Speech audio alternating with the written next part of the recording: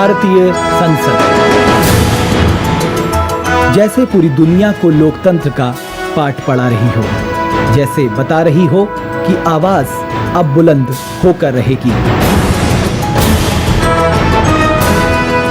जिसके खंभे बताते हों कि प्रजातंत्र यह मजबूती से खड़ा है, तो जिसकी गोलाई चारों दिशाओं में आजादी का संदेश देती हो। इंकलाब जिंदाबाद, इंकलाब जिंदाबाद, इंकलाब जिंदाबाद, इंकलाब जिंदाबाद, इंकलाब जिंदाबाद, इंकलाब जिंदाबाद। स्वतंत्र भारत के जन्म लेने की सुगबुगाहट को इस इमारत ने सुना है और उसके पैदाइश की ये चश्मदीद गवाह रही। And now the time comes when we shall redeem our pledge, not only or in full measure, but very substantially. At the stroke of the midnight hour, when the world sleeps, India will awake to life and freedom.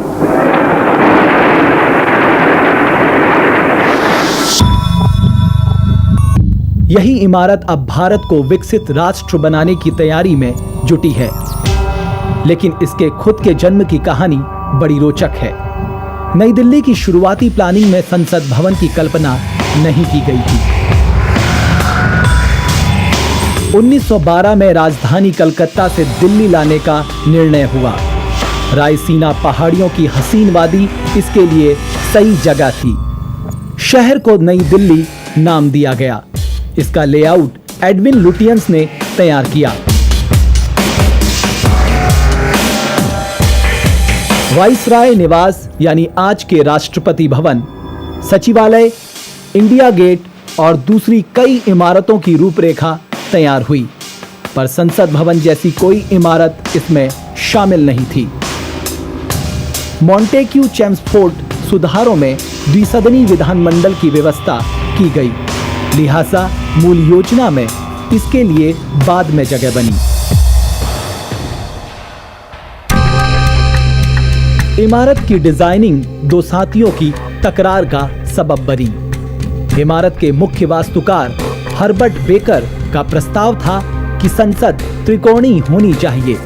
Baker चाहते थे कि central hall के ऊपर एक ऊंचा गुंबद हो जो इमारत को प्रतिष्ठित और गौरवशाली बनाए, लेकिन उनके साथी दिल्ली के मुख्य प्लानर एडविन लुटियंस के विचार इससे अलग थे। उन्होंने एक वृत्ताकार इमारत का नक्शा बनाया जिसका गुंबद ज्यादा ऊंचा ना हो और जो नजदीक आने पर बाहरी गोलाई के अंदर छुपता नजर आता हो। ये मामला नई राजधानी समिति में रखा गया, जिसमें लुटियंस जी अड़ गए। उनका कहना था कि जो सर्कुलर फॉर्म है वो कम एरिया लेती है और जो नई दिल्ली की जो सड़क का जो एक्सिस है उससे भी मैच करती है। इसको समिति ने अप्रूवल दे दिया और बाद में लॉर्ड चेम्सफोर्ड ने भी और उसके मंत्रिमंडल ने मोहर लगा दी। वृत्ताकार संसद भवन सचिवालय के काफी नजदीक है और वास्तुशिल्प के लिहाज से उम्दा किस्म का है। इमारत का ख्वाब भले विदेशी वास्तुकारों ने देखा, पर उसकी ताबीर खालिस हिंदुस्तानी सामग्री से हुई। देशी हाथों ने इसे गढ़ा और भारतीय मजदूरों के पसीने से सनकर ये रोशन हुई। इतिहास के पन्नों पर तबारीख बन चुके इस शाहकार की इबारत 12 फरवरी 1921 में लिखना शुरू हुई। HRH ड्यूक ऑफ कनॉट ने इसकी आधारशिला रखी। आपको ये जानकर अचरज हो सकता है कि संसद भवन की लागत 83 लाख रुपए में हुई, लेकिन उस दौरान ये रकम मायने रखती थी। जी तोड़ मेहनत और शानदार डिजाइन का ये खूबसूरत मेल 18 जनवरी 1927 में बनकर तैयार हो गया। वाइसरॉय लॉर्ड इरविन संसद भवन का उद्घाटन करने आए। हर्बर्ट बेकर ने लॉर्ड इरविन को यहाँ की एक सोने की चाबी भेंट करी। उस चाबी से उन्होंने यहाँ का दरवाज़ा खोल के इस भवन का उद्घाटन किया और यहीं से भारतीय संसद के इतिहास की शुरुआत हुई। लेकिन लॉर्ड इरविन ये नहीं जानते थे कि वो जो है भारतीय आज़ादी का दरवाज़ा खोल रहे हैं और एक दिन इसी भवन से उन्हें जो है यहाँ की सत्ता जो है भारतीयों को सौंपनी पड़ेगी। 6 एकड़ क्षेत्र में फैले संसदीय परिसर की इस इमारत का घेरा 1/3 मील का है। इसका डायमीटर 560 फीट है। इमारत के चारों तरफ लाल बलुए पत्थर की बाउंड्री वॉल है, जिसकी ऊंचाई लगभग 10 फुट है। सड़क पर गुजरते आम लोग इसमें लगी खूबसूरत पत्थर की जालियों से संसद का दीदार कर सकते हैं। सुंदर बागीचे के बीच मौजूद इस आलीशान इमारत में कुल 12 दरवाजे हैं। इनमें से 5 के सामने द्वार मंडप बने हैं। गेट नंबर 1, 5 और 9 के द्वार मंडप बाकी 2 से कुछ बड़े हैं। बहुत बढ़िया आर्किटेक्चर का एग्जाम्पल है, जिसमें हिंद और इस्लामिक आर्किटेक्चर का मिक्सचर देखने को मिलता है। जैसे आप देखिए, चौड़े चौड़े खंभे हैं जिसके ऊपर लिंटल और जो छज्जे हैं पानी और धूप के बचाने के लिए, जिनको बहुत ही सुंदर ब्रैकेट के साथ सपोर्ट किए गए हैं। और पानी निकालने की जो आप देखिए शेर के मुंह की शक्ल में पानी निकालने का जो सिस्टम दिया गया है, ये सब हिंदू आर्किटेक्चर का अच्छा एग्जाम्पल देखने को मिलता है। और इस्लामिक में जैसे आप देखिए मेहराब जालियाज़ हैं, तो it's a good example of mixture between Hindu और इस्लामिक आर्किटेक्चर। 7 दरवाजों के सामने द्वार मंडप नहीं है। इन दरवाजों पर पत्थर की बेहतरीन नक्काशी की गई है। बेल बूटों के बीच फूल की आकृति उकेरी गई है। संसद भवन एक कम ऊंचे सीढ़ीदार चबूतरे पर निर्मित है। लाल बलुए पत्थर से बना यह प्लेटफॉर्म मानो ऐसा लगता है जैसे किसी ने हथेली पर पूरी इमारत को थाम रखा हो। इस 3 मंजिला इमारत का निचला भाग लाल पत्थर की खूबसूरती समेटे और ऊपरी हिस्सा पीले पत्थर की छटा बिखेरता साफ नजर आ रहा है।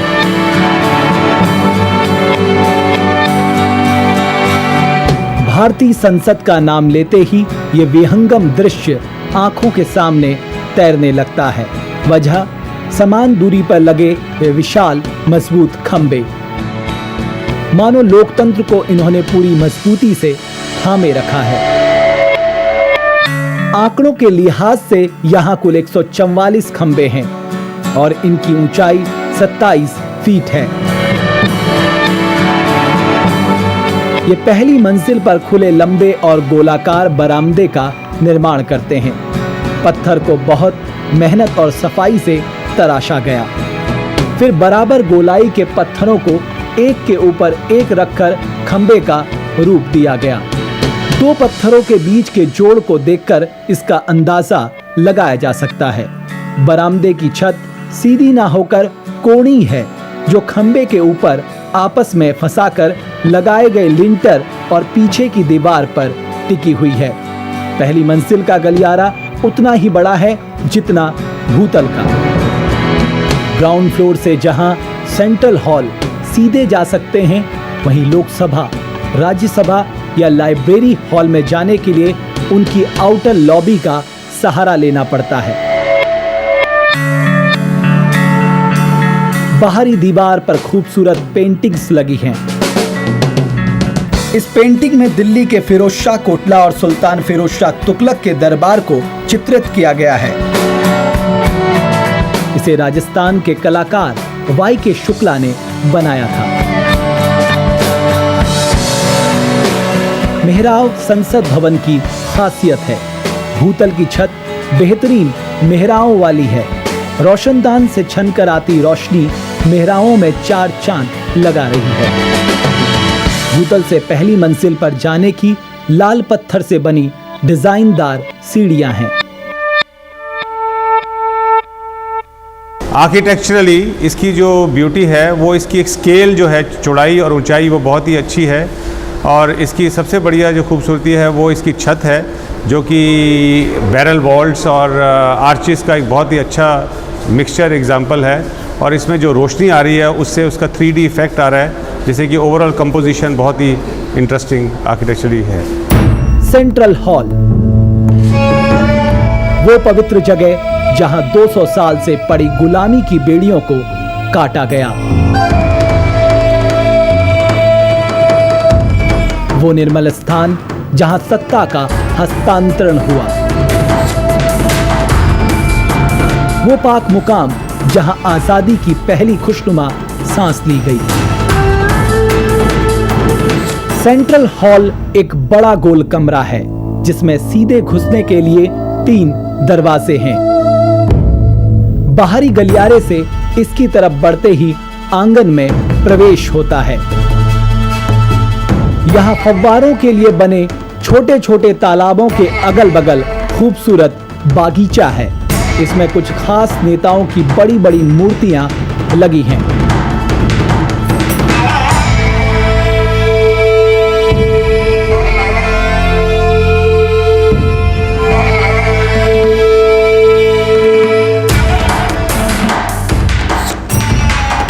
आंगन के बीच आकर अगर चारों तरफ नजर दौड़ाई जाए तो एक बेहतरीन नजारा देखने को मिलता है।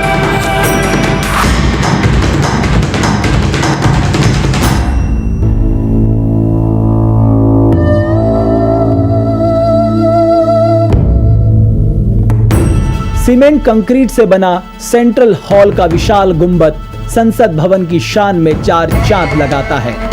ऊपरी हिस्से पर पत्थर का अष्टकोणीय गुंबज है।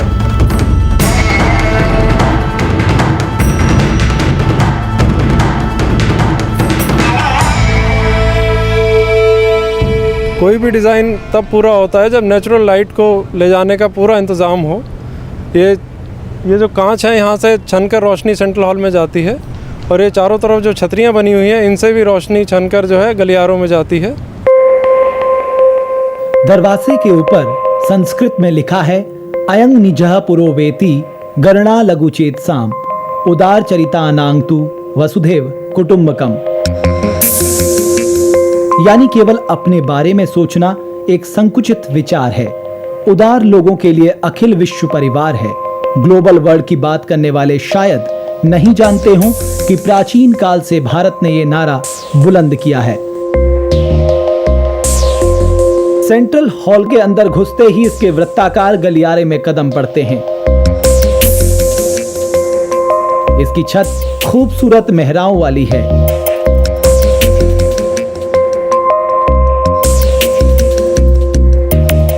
गलियारे को पार कर मुख्य कक्ष में पहुंचा जा सकता है, जो अपने गौरवशाली इतिहास की कहानी खुद ब खुद बयां करता है।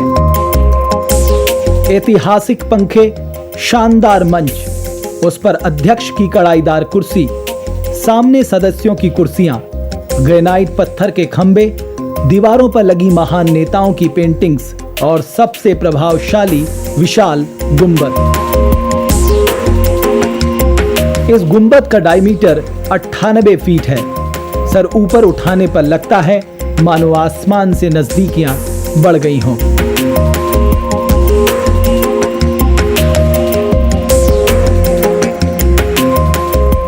सेंट्रल हॉल के पंखे इसकी पहचान बन चुके हैं।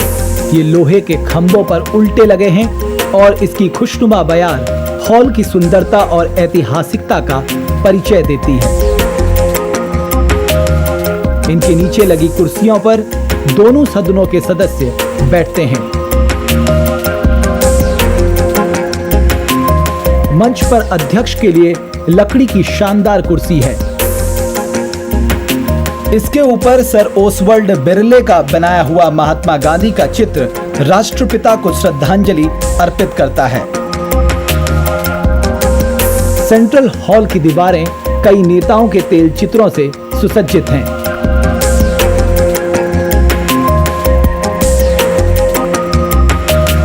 इतिहास के पन्नों को पलटें तो पता लगता है कि अंग्रेजों ने भारतीय उपनिवेश को 12 प्रदेशों में बांटा था। ये उन्हीं प्रदेशों के राज चिन्ह हैं। हॉल में बने ये चिन्ह किसी का भी ध्यान अपनी तरफ खींच सकते हैं।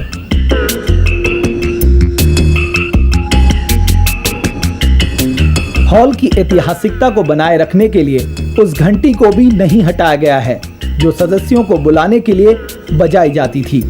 हालांकि अब इसका इस्तेमाल नहीं होता। इसकी जगह इलेक्ट्रिकल बेल ने ले ली है। सेंट्रल हॉल की पहली मंजिल पर 6 दर्शक दीर्घाएं बनी है। मंच के दाहिने तरफ की दोनों दीर्घाएं पत्रकारों के लिए हैं। मंच के सामने वाली दीर्घा विशेष अतिथियों के लिए है, जबकि बाकी दीर्घाएं लोकसभा और राज्यसभा सदस्यों के अतिथियों के लिए आरक्षित है।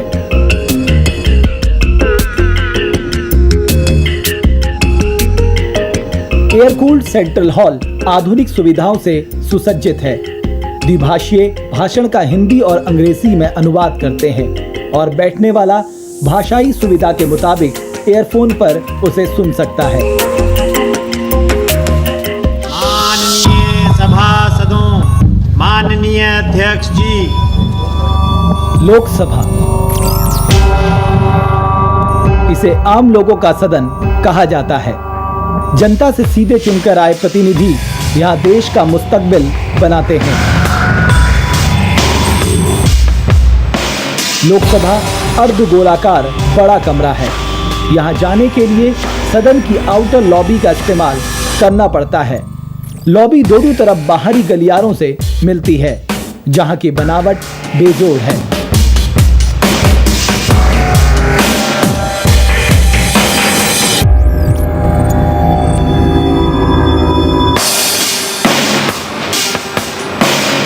आउटर लॉबी से इनर लॉबी होते हुए सदन में प्रवेश होता है। अगर कोई देखते ही बताने को कहे कि ये लोकसभा है या राज्यसभा, तो इसके कारपेट का रंग देखकर बताया जा सकता है। लोकसभा का कारपेट हरे रंग का है। 4800 स्क्वायर फीट के इस अर्धगोलाकार कक्ष को अगर पूरा कर दिया जाए तो अध्यक्ष की कुर्सी इसके बीचों बीच आएगी। इसका डिजाइन खुद हर्बर्ट बेकर ने तैयार किया था। कुर्सी के ठीक ऊपर इलेक्ट्रिक लैंप में संस्कृत में लिखा है धर्म चक्र प्रवर्तनाय। अध्यक्ष की कुर्सी पर बेजोड़ नक्काशी है।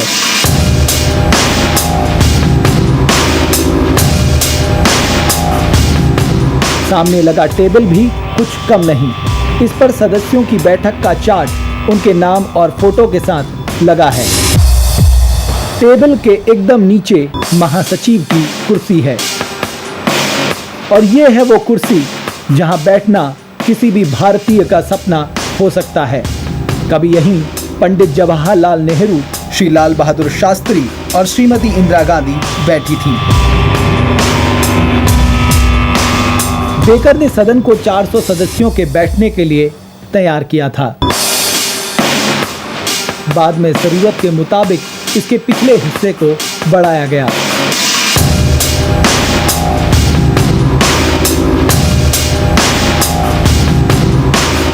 अब 550 सदस्य बैठकर सदन की कार्यवाही में हिस्सा ले सकते हैं।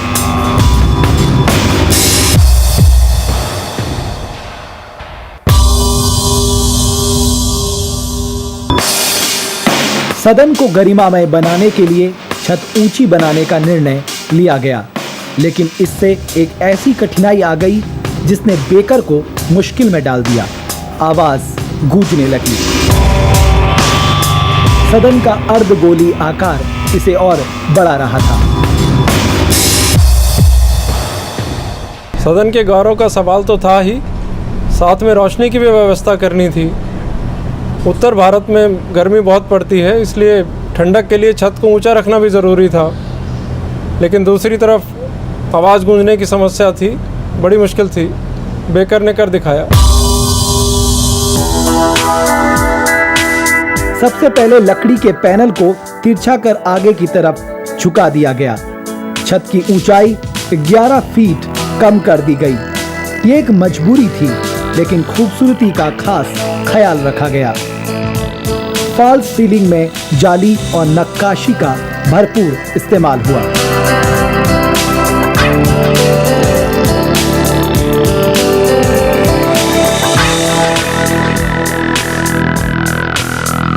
अमेरिका से टाइल्स मंगाई गई, जिन्हें छत और दीवारों पर चिपका दिया गया। अब आवाज अच्छी सुनाई देने लगी। जल्द ही हुई एक घटना ने हंगामा मचा दिया। दरअसल सदन में चर्चा के दौरान एक टाइल सदस्य की टेबल पर जा गिरी। वो बाल बाल बच गए। इस वाक्य से सबक लेकर टाइल को थामने के लिए लोहे की जाली लगाई गई है। ज्यादा दिन नहीं गुजरे थे कि एक और घटना ने सदन ही नहीं पूरे देश को हिलाकर रख दिया। 8 अप्रैल 1929 का दिन था। जैसे ही अध्यक्ष बोलने के लिए उठे, 2 जबरदस्त धमाके हुए।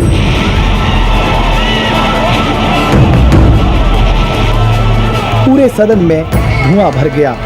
धूल के साथ प्लास्टर उछड़कर गिरने लगा। भगत सिंह और बटुकेश्वर दत्त ने इसी गैलरी से बम फेंके थे, लेकिन कोई हताहत नहीं हुआ। बम सिर्फ आवाज करने वाले थे ताकि बहरे हो चुके अंग्रेजों को सुनाया जा सके।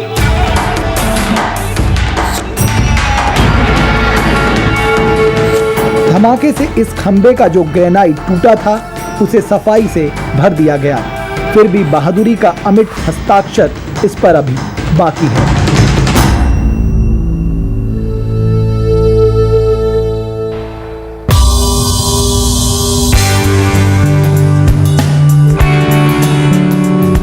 सेंट्रल हॉल की ही तरह लोकसभा में भी राज चिन्ह लगे हैं।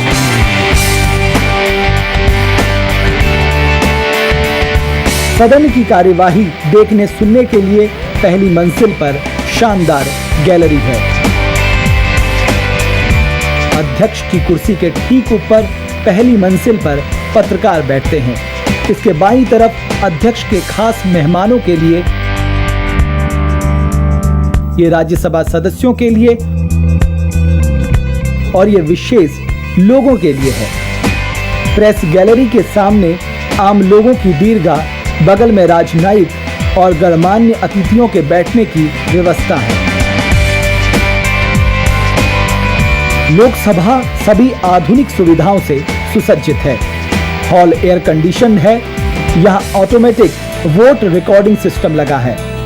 मत विभाजन के वक्त इसका इस्तेमाल हो सकता है।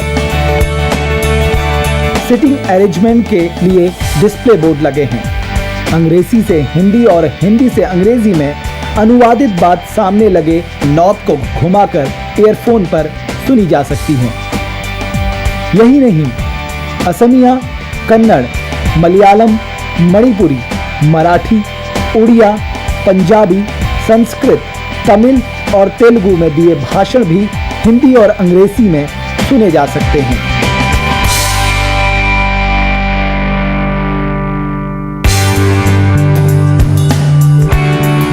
लोकसभा जहां आम लोगों का सदन है, वहीं राज्यसभा विशिष्ट लोगों के सदन के रूप में जाना जाता है।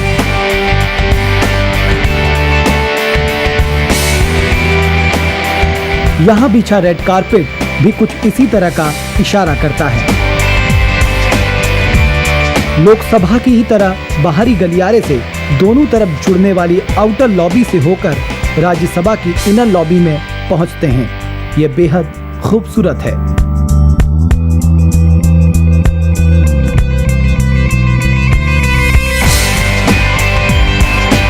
सभापति की कुर्सी पर शानदार नक्काशी की गई है।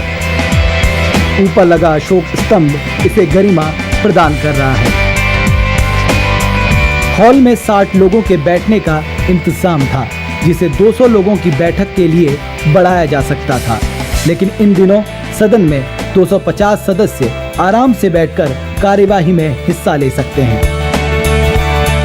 भवन को सुंदर बनाने में कोई कसर नहीं छोड़ी गई है। संगमरमर के खंभे और डिज़ाइनदार गैलरी इस भवन की गरिमा में 4 चांद लगा रहे हैं। खास मुंबईया काली लकड़ी का इस्तेमाल किया गया है ताकि बेहतरीन नक्काशी की जा सके।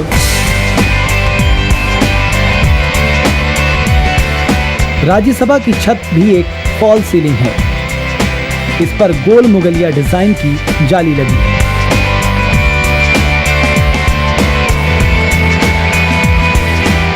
सभापति की कुर्सी के दोनों तरफ गैलरी है। दाहिनी तरफ ऑफिशियल बॉक्स और बाईं ओर स्पेशल बॉक्स है। इनके ठीक ऊपर महिलाओं के बैठने के लिए गैलरी बनाई थी, जो इन दिनों खाली रहती है। पर्दा प्रथा को ध्यान में रखते हुए इन गैलरियों में लकड़ी के जालीदार पर्दे लगाए गए थे। इनके बाईं तरफ आम लोगों की दीर्घा, उसके बगल में विशिष्ट दीर्घा, फिर प्रेस गैलरी और फिर लोकसभा सदस्यों के लिए दीर्घा बनी है।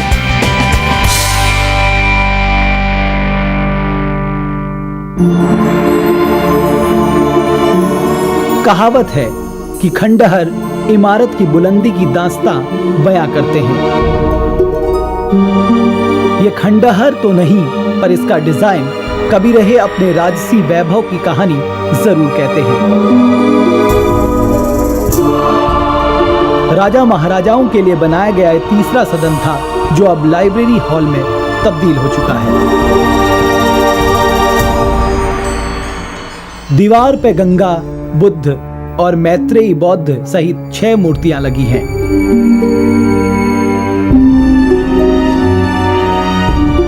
इसके ऊपर 102 राज चिन्ह लगे हुए हैं। इसी हॉल से डिप्टी स्पीकर के कमरे का रास्ता जाता है।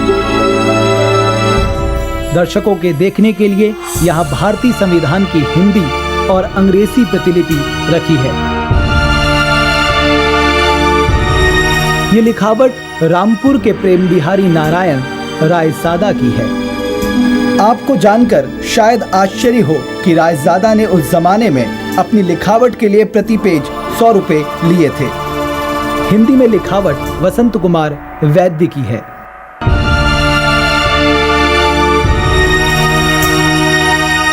लाइब्रेरी में लगभग सभी भाषा के राष्ट्रीय और क्षेत्रीय अखबार और मैगजीन पहुंचते हैं। सदस्यों के पढ़ने लिखने के लिए ये बेहतरीन जगह है।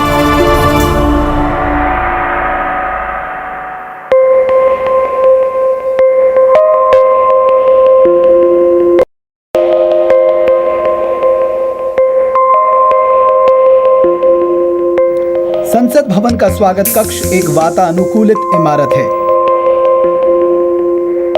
इसका अंदरूनी भाग प्रभावशाली वुडक्राफ्ट का नमूना है।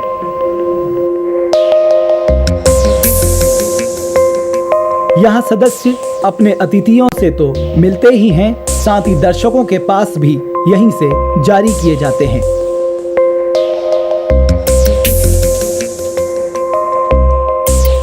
मनमोहक हरियाली के बीच मौजूद शानदार संसद भवन परिसर में कई मूर्तियां लगी हैं।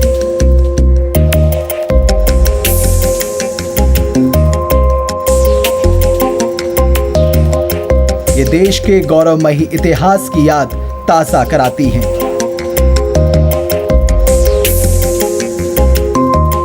ये है महात्मा गांधी की वो विशालकाय मूर्ति जो गेट नंबर 1 के सामने लगी है, जैसे कोई महान संत सब कुछ सौंपकर ध्यान में लीन हो गया हो, ताकि प्रजातंत्र लोगों की रगों में दौड़े, सांसों में महके, आंखों में चमके और सीने में धड़के, ताकि आजादी की खुशनुमा बयार यूं ही बहती रहे और कहती रहे कि दुनिया का सबसे बड़ा लोकतंत्र सबसे ज्यादा महफूज है।